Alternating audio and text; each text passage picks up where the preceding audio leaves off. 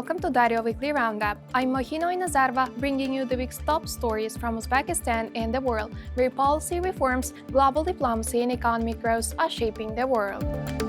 Uzbekistan targets over $50 billion in investment in 2026. President Shavkat Mirziyoyev recently reviewed proposals to improve the country's investment project appraisal system, focusing on greater efficiency, digitalization, and fewer administrative barriers. Uzbekistan plans to attract more than $50 billion in investment across its region and key economic sectors in 2026. At the same time, the government will allocate 24 trillion sums from the state budget from the construction of social and infrastructure facilities. Public procurement is also expected to exceed 300 trillion sums in goods, works, and services, highlighting the need for a faster and more efficient project evaluation system. However, the current appraisal process has faced criticism from entrepreneurs and investors. In 2025, many of the 7,750 submitted documents were reviewed with delays, while some projects were returned several times for minor revisions. To address these issues, authorities transferred the Center for Comprehensive Enterprise of Projects and Import Contracts to the Agency for Industrial Cooperation and Public Procurement to reform the evaluation process. Officials also noted structural challenges.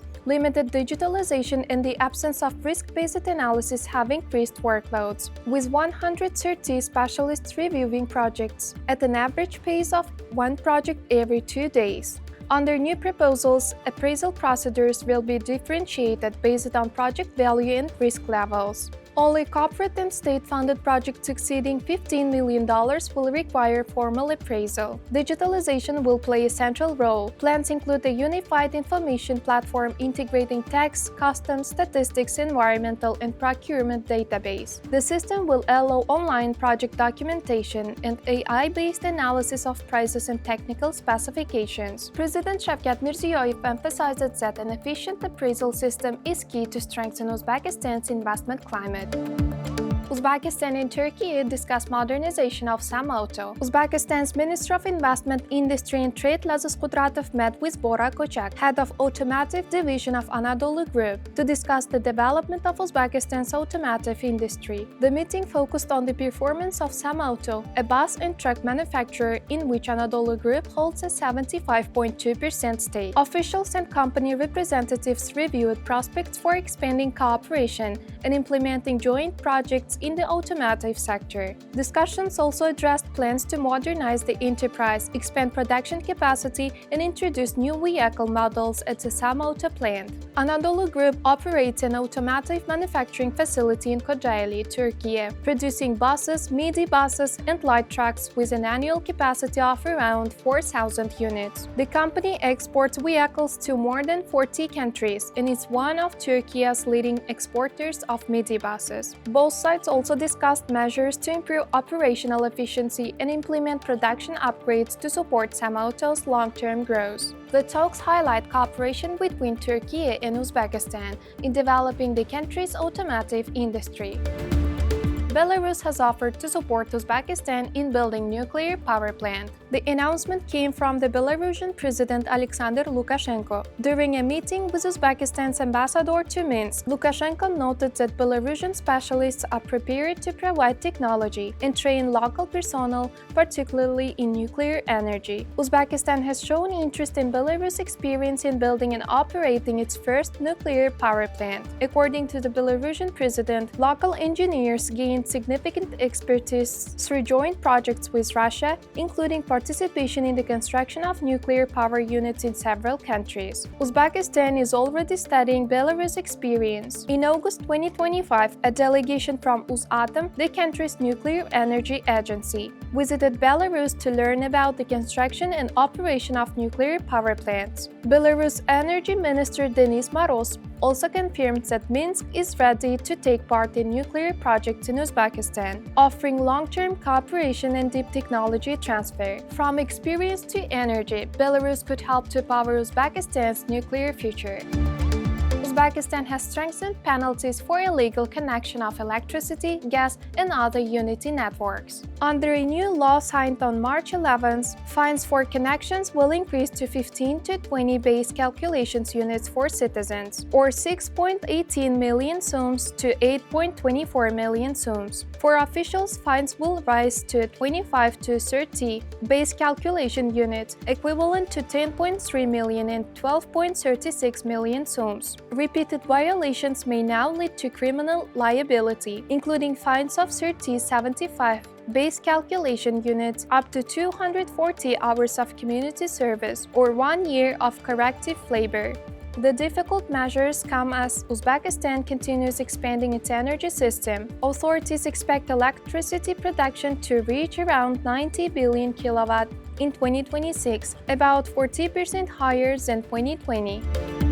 Tashkent is introducing new standards to shape the city's visual identity. The Tashkent City Council has approved a comprehensive urban design code that sets unified rules for public spaces, commercial properties, and building facades. The document includes catalogs of urban design elements, tourist and gastronomic streets, and standards for sanitation and maintenance of public areas. District administrations must now develop public space boundary plans within 2 months, while new standards for address sign and navigation systems will be introduced within 4 months. The design code will become mandatory for projects involving construction, facade renovations, advertising installations, landscaping, and transport infrastructure upgrades.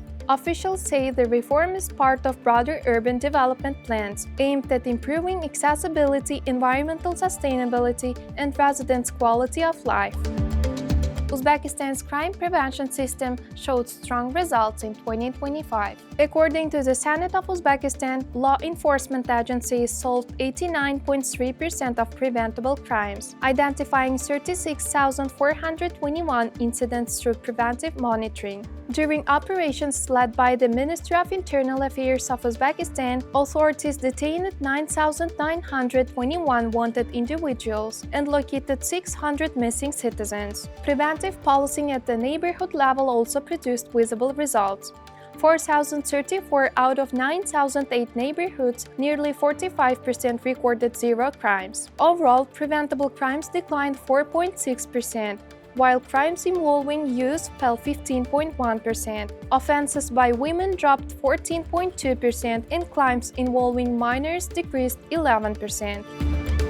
Tashkent is preparing a major overhaul of its transport system. City authorities plan to reduce traffic congestion by 30% and road accidents by 10% by 2030 as part of a new urban transport master plan. The strategy includes installing 700 smart traffic lights, upgrading 2,600 bus stops with navigation systems, and expanding public transport. The number of buses in the capital is expected to increase from 1,897 to 3,161 by 2030, while metro lines will grow from 71 kilometers to 103 kilometers. Officials also plan to build 35 kilometers of bicycle lanes, develop 30,000 parking space, and introduce 17.8 kilometers of dedicated bus lanes on major streets. And the main goal here is to shift the travel patterns.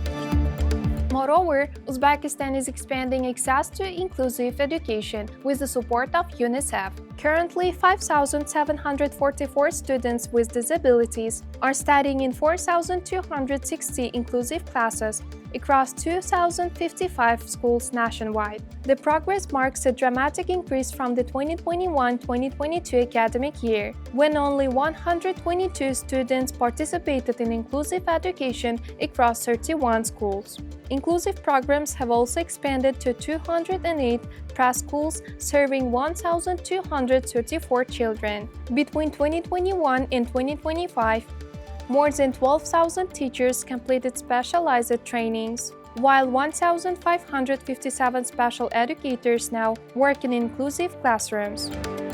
Uzbekistan held talks with Gulf countries as tension in the Middle East remained focused. Bakhtiyor Saidov, Uzbekistan's foreign minister, met with ambassadors from several Gulf countries to discuss the evolving situation in the region and exchange views on maintaining stability. The meeting included diplomatic representatives from the United Arab Emirates, Saudi Arabia, Qatar, Kuwait, and Oman, countries that are becoming increasingly important partners for Uzbekistan in trade, investment, and regional cooperation. During the discussions, participants emphasized the importance of preventing escalation and resolving conflicts through diplomatic dialogue and respect for international law. They also exchanged views on the broader security situation and possible impacts on regional stability. The talks also highlighted the growing importance of cooperation within the Central Asia GCC format, which connects Central Asian countries with members of the Gulf Cooperation Council to strengthen economic,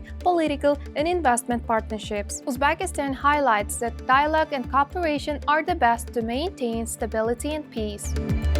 Uzbekistan records rising electricity demand. Electricity demand in Uzbekistan is growing as the economy expands and energy use increases across the country. Authorities reported that electricity consumption recently reached 267 million kilowatt-hours, reflecting higher demand from households, industry, and infrastructure projects. To meet this demand, Uzbekistan has been expanding power generation capacity and modernizing its energy infrastructure. Officials expect total electricity production to reach around 90 billion kilowatt in 2026, which would represent an increase of about 40% compared with 2020 levels. Several modernization projects are currently underway, including upgrades to thermal power plants, new energy facilities, and renewable energy projects aimed at improving efficiency and reliability. Energy demand is rising, and Uzbekistan is working to keep up. Those were the key stories of the week. Thank you for watching Daryo Weekly Roundup. For more news and in-depth coverage, visit Daryo and follow us on social media.